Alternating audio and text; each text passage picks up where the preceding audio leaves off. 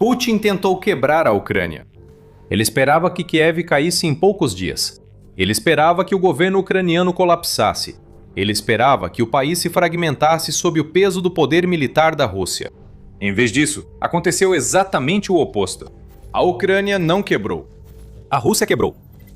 Apesar de lançar a maior invasão na Europa desde a Segunda Guerra Mundial, Moscou não conseguiu capturar Kiev, não conseguiu derrubar o governo da Ucrânia e continua sofrendo baixas impressionantes, pressão econômica e um isolamento crescente no cenário mundial.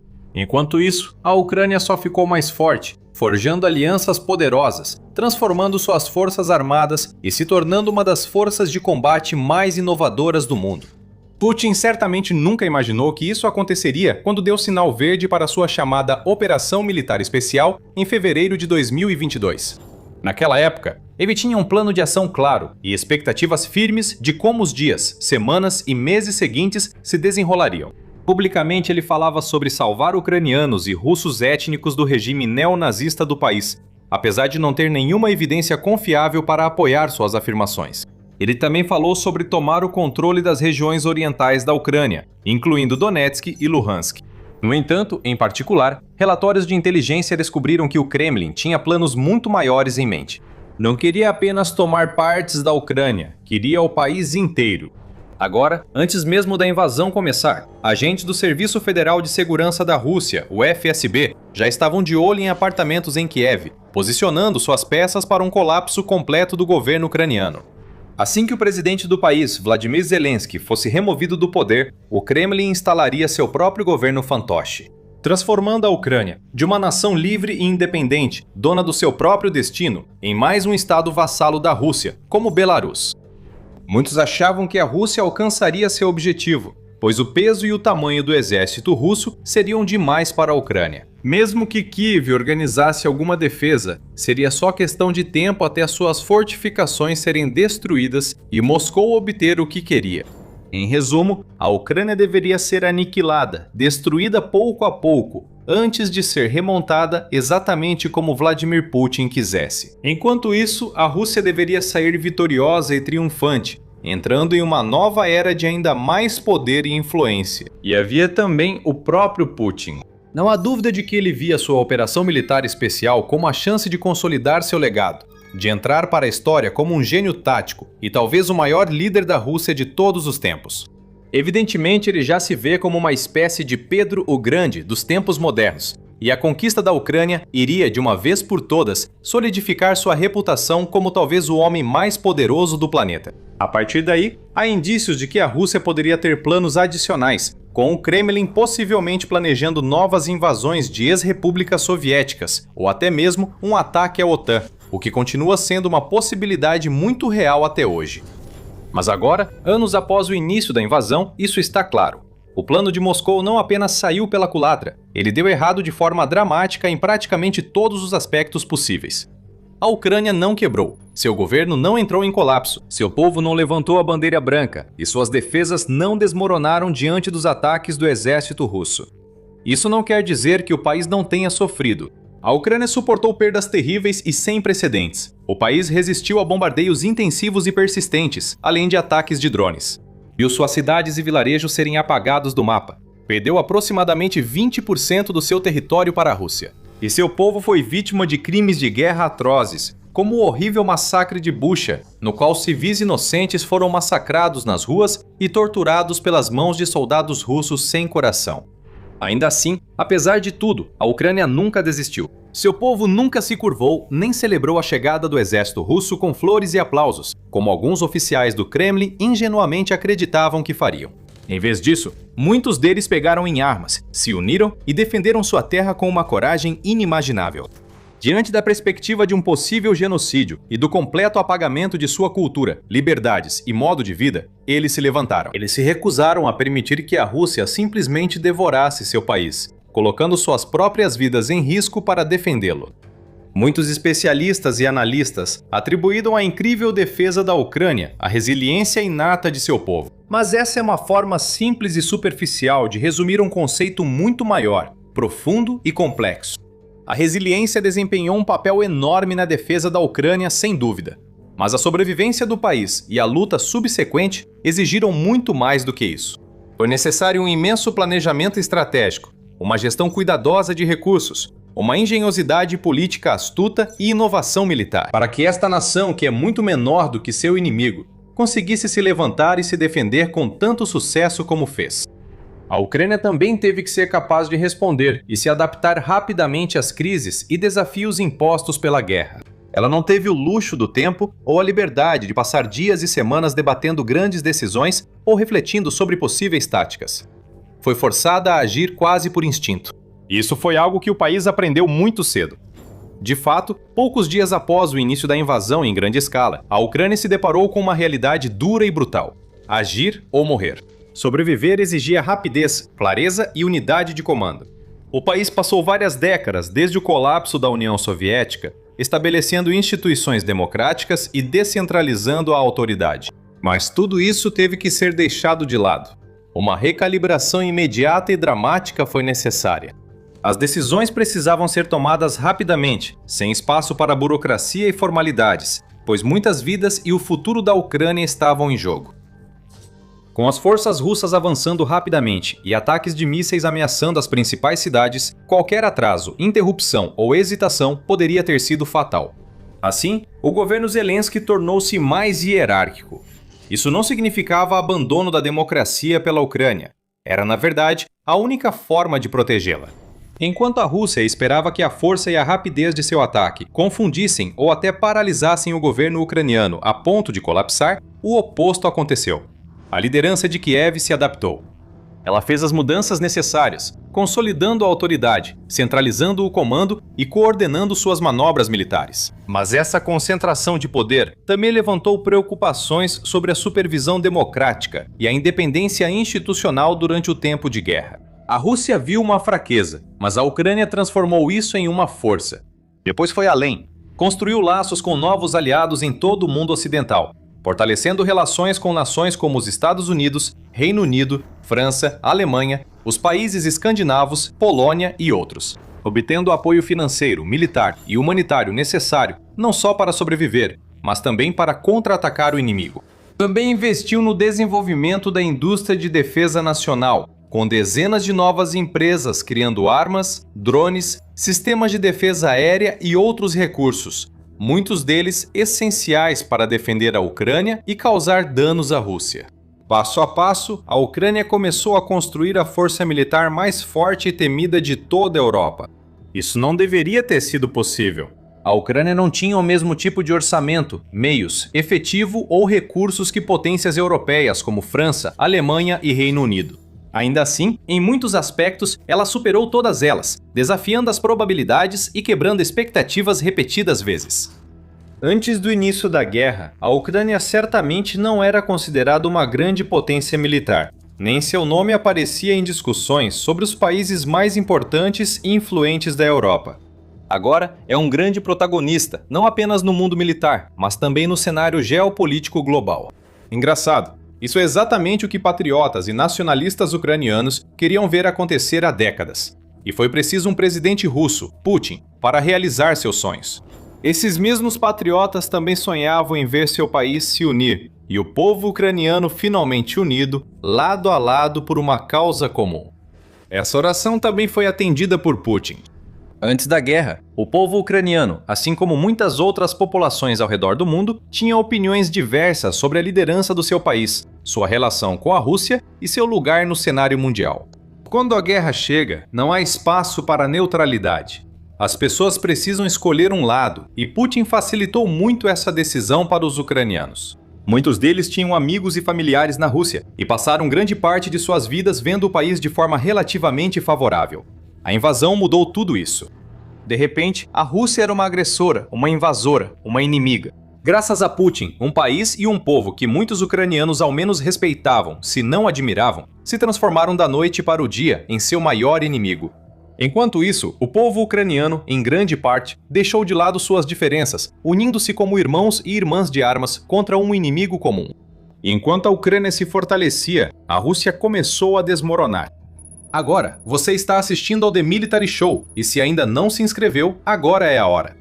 A Ucrânia poderia simplesmente ter se rendido e caído sob o controle da Rússia. Não fez isso. E hoje é uma presença muito mais forte, poderosa e inspiradora no cenário mundial do que em qualquer outro momento de sua história. Tragicamente, dezenas de milhares de seu povo foram mortos para chegar a esse ponto. Mas o país continua demonstrando as mesmas qualidades de coragem, determinação, resiliência e adaptabilidade que impulsionaram sua ascensão surpreendente desde 2022. Enquanto isso, a Rússia seguiu exatamente na direção oposta. Antes do início da guerra, a Rússia era vista como uma das nações mais temidas e formidáveis do planeta. Todos, até mesmo as potências militares mais poderosas do mundo, estavam preocupados com a perspectiva de uma guerra contra a Rússia. Muitos temiam que, se Putin ordenasse o ataque, quase nenhuma nação conseguiria detê-lo. Eles previam a poderosa máquina de guerra russa devastando a Europa, tomando territórios e subjugando inimigos à força, com suprimento quase infinito de tropas, tanques e veículos blindados, tornando impossível resistir. Mas a guerra com a Ucrânia destruiu o mito do poder russo. Ela revelou a fraqueza de seu exército, a incompetência de seus comandantes e o desespero de sua liderança. Apesar das grandes perdas humanas na Ucrânia, ao menos há quem argumente que essas mortes foram por uma causa.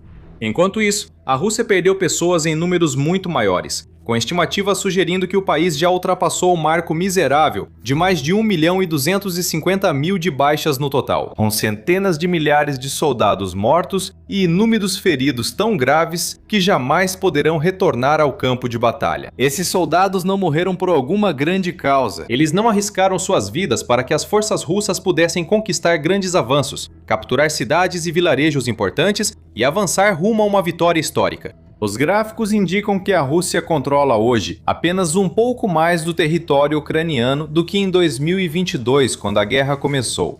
Além disso, as forças do país estão avançando em um ritmo tão lento, trocando dezenas ou até centenas de vidas por pequenos pedaços de terra sem significado algum, que levaria décadas de esforço e perdas inimagináveis para que eles sequer chegassem perto do objetivo final, de conquistar o país por completo.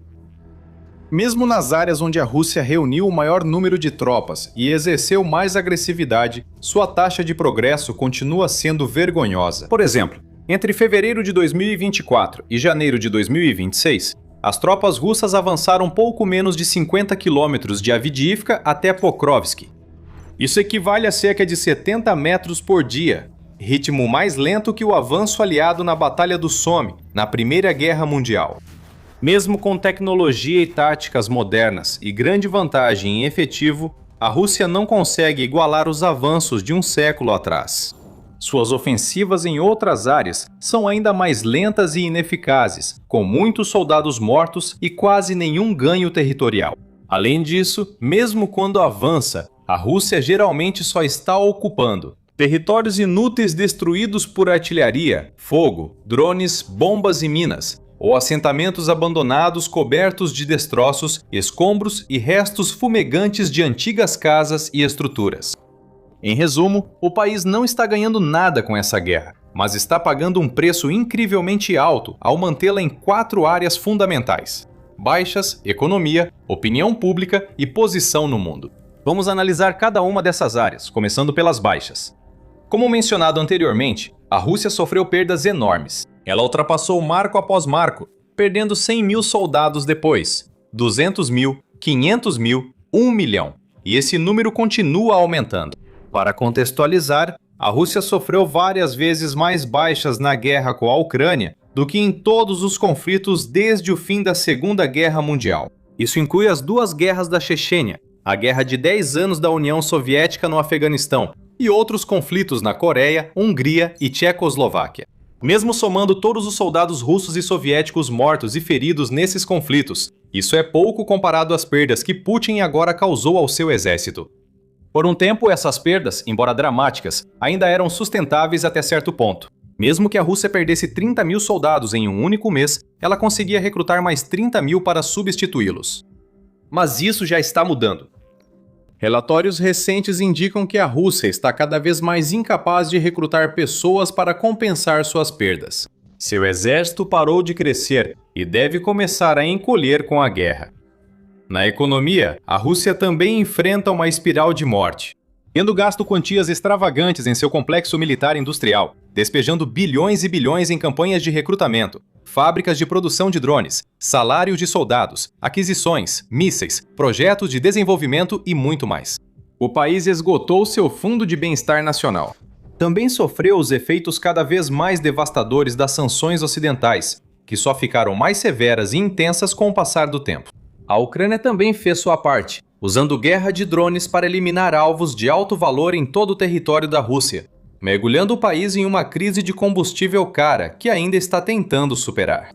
Esses problemas se acumularam e causaram danos sem precedentes à antes robusta economia da Rússia. Embora Moscou tenha conseguido resistir aos estágios iniciais das sanções e outros impactos econômicos da guerra, agora está realmente sentindo a pressão. O investimento estrangeiro caiu muito, com cada vez menos países dispostos a negociar com Putin, o belicista.